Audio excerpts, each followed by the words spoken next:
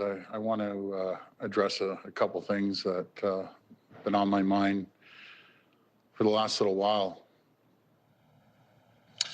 There's two things that I'm zoned in on. One, the PPE items that, again, we're working day and night, and I do see a little bit of light at the end of the tunnel, but we need to continue to work hard. Number two, that I haven't been involved in, and I've been pretty transparent right from the beginning, I rely on our health experts to give myself, give my Deputy Premier and Minister of Health, Christine Elliott, advice. And we have a great deal of respect for the health professionals. We have some of the best health minds anywhere in the world sitting at our COVID command table. What is concerning me, and I've been on the phone last night with the CEO of Ontario Health, Matt Anderson. I was on the command table today. What is unacceptable, absolutely unacceptable, are the numbers of testing that we're doing. I may not understand health, but what people understand around this province and what I understand are numbers. And we also understand countries that have tested and ramped up testing has shown results. As I mentioned to our command table and to the CEO last night, my patience have run thin and no more excuses. It's unacceptable. We have the capacity now. Before, I understand, we didn't have the reagent. We didn't have all the testing. We have the testing capabilities. We have the assessment centers capabilities. We have the reagent. We say we can do 13,000 a day. Then we need to start doing 13,000 every single day. I want to see every single long-term care facility tested, every patient. I want to see the healthcare workers tested at the long-term care, along with senior residents. I want to see every frontline healthcare worker in this province tested, along with the first responders, our police, our fire, our paramedics. We owe it to them, along with other people being tested. The days are done of these 2,000 and 3,000 a day being tested. And moving forward, we need to see 13,000 tests every single day. I have the confidence of our health team. I have the confidence of our leadership at the table. We have to make this happen. And we need to start doing it immediately, starting tomorrow. Thank you. Okay, we'll go to the phone line for questions. First question. First question comes from Colin DeMello from CTV News. Please go ahead. Hi, Premier. So a lot of the questions you're probably going to be getting today is about testing, and I just wanted to kick it off by asking you, so do you feel as though right now, the command table, yourself, your health minister, do you guys have an accurate view of just how far COVID-19 has actually spread across Ontario? Well, I go back, Colin, and first of all, I want to tell you something. I have the best Deputy Premier and the best Minister of Health I could ever ask for. And Christine's just been working her back off all day and all night, and I'm just so grateful for her leadership and partnership with myself and the rest of our team to get a full scale. It's common sense. The more people you test, the better the numbers are going to be. And again, it's unacceptable. There's no more excuses why we're testing 3,000 a day or a little over 3,000. We need to see 13,000 people tested every single day moving forward. Colin, it hurts me coming out here every day and seeing the incredible job my Deputy Premier and Minister of Health is doing, and constantly under fire. Well, those days are done.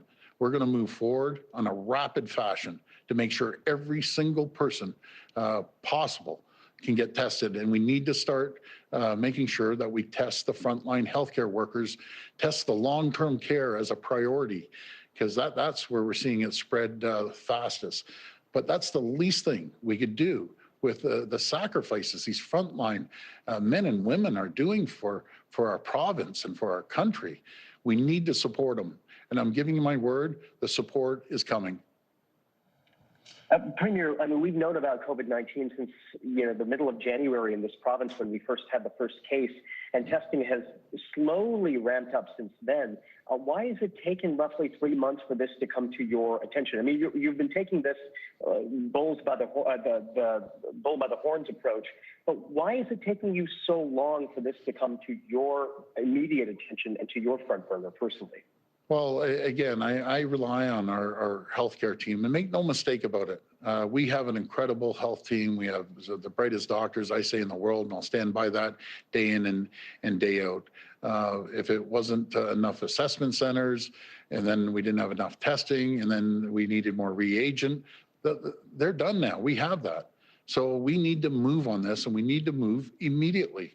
And as I've always said, Colin, I've been very clear with the public. I've stayed out of the way of the healthcare professionals, and I'm going to continue staying out of the way. But when it comes to testing and the numbers, Colin, you understand numbers. The 14.5 million people in this province understand numbers. And we know one thing. When you increase testing, you're going to get better results on making sure we're measuring the people of Ontario, who has COVID, who doesn't, what areas we see the spikes in. So we're going to get a move on it. And thank you, Colin. Next question. Next question comes from Robert Benzie from the Toronto Star. Please go ahead. Hi, Premier. So to your point, if we've been getting around 3,000 tests done a day and we want to see 13,000 tests a day starting tomorrow, so 10,000 increase, what happens if these tests aren't done? Is there going to be some sort of retribution from the government on healthcare workers or doctors, or what's the punishment if they don't get the test? Well, Robert, I just don't believe in threatening. I just don't believe in it. We're asking for their help. I'm saying I want, the people want, and it's up to them to execute it, and they'll get the job done. And again, it's unacceptable. I'm first to admit it.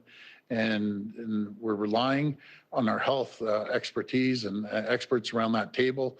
They understand health better than any of us. And I just want them to make sure that we increase the testing. I've made myself loud and clear to the table. I've made myself loud and clear to the CEO of Ontario Health, and we're going to get it done.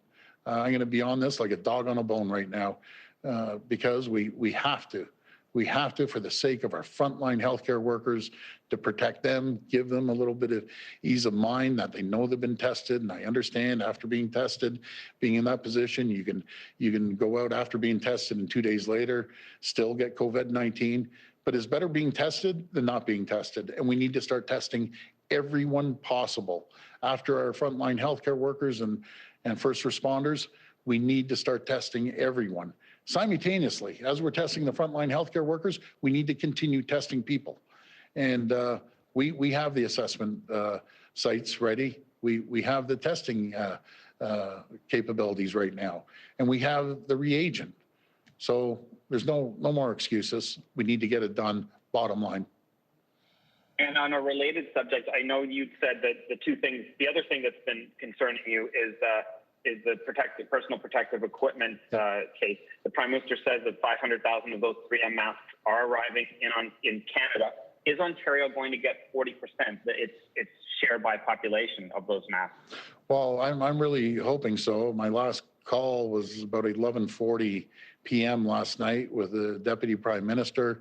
Deputy Prime Minister is doing an incredible job. So is the Prime Minister.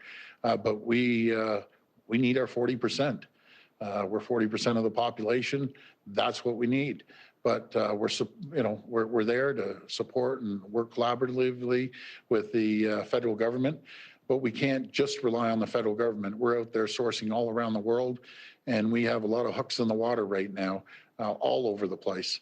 And we're confident. I'm a lot more confident now, today, and yesterday than I was a couple of days ago. Again, we're seeing some light at the end of the tunnel, but that doesn't mean to sit back on our laurels. We have a team out there reaching out and making sure that we contact as many people as possible. There's thousands of people offering, and you have to decipher. Some are real, some aren't real too. So we have to make sure that when this equipment comes in, the N95s, they get tested, they get properly tested. We send them over to UHN to get tested as well, Health Canada, and SGS to make sure they're certified in their real N95 masks. There's a lot of fraud going on out there around the world, and we have to make sure that when we purchase these items and this protective equipment, it's real. I have another great story about the gowns, surgical gowns. So there's a few companies out there that are ramping up to do the surgical gowns. So everything is ramping up and coming together now on the PPE side of things. But the PPE is one thing, but being tested is another. And we have to focus on making sure, as we're working on PPE items, that simultaneously we're doing testing. Next question. Next question comes from Cynthia Miller.